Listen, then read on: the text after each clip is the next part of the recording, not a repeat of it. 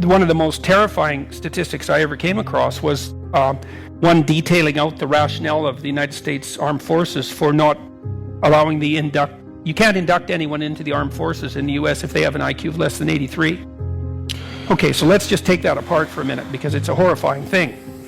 So the US Armed Forces has been in the forefront of intelligence research since World War I because they were on board early with the idea that, especially during wartime when you're ramping up quickly, that you need to sort people effectively and essentially without prejudice so that you can build up the officer corps so you don't lose the damn war. Okay, so there's real motivation to get it right? Because it's a life and death issue.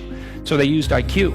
They did a lot of the early psychometric work on IQ. Okay, so that's the first thing. They're motivated to find an accurate predictor, so they settled on IQ. The second thing was the United States Armed Forces is also really motivated to get people into the armed forces, peacetime or wartime. Wartime, well, for obvious reasons.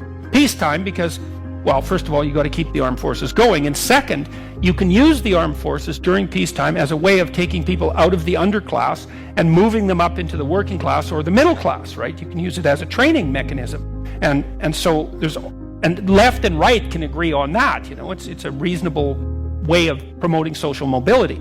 So again, the armed forces, even in peacetime, is very motivated to get as many people in as they possibly can. And it's difficult as well. It's not that easy to recruit people, so you don't want to throw people out if you don't have to. So what's the upshot of all that? Well, after 100 years, essentially, of careful statistical analysis, the armed forces concluded that if you had an IQ of 83 or less, there wasn't anything you could possibly be trained to do in the military at any level of the organization that wasn't positively counterproductive. Okay, you think, well, so what? 83, okay. Yeah, 1 in 10. 1 in 10. That's 1 in 10 people.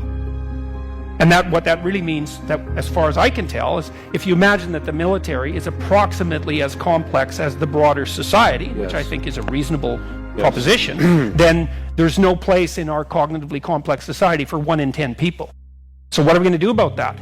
The answer is no one knows. You say, well, shovel money down the hierarchy. It's like, the problem isn't lack of money. I mean, sometimes that's the problem, but the problem is rarely absolute poverty. It's rarely that. It is sometimes, but rarely. It's not that easy to move money down the hierarchy.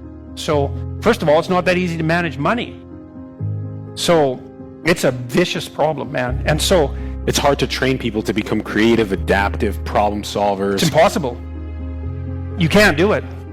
You can't do it. You can interfere with their cognitive ability, but you can't do that. Its training doesn't work. It's not going to work in 6 months, but it could work in 6 years. No, it doesn't work. Sorry, it doesn't work. Like, the data on that's crystal clear. Hey there, thanks for listening. Tough Love Motivation is a passion project of mine, and every like, comment, and subscribe really helps the channel out. If you enjoyed this video or get something from it, please consider smashing that like button or even give a subscribe. I'd really appreciate it.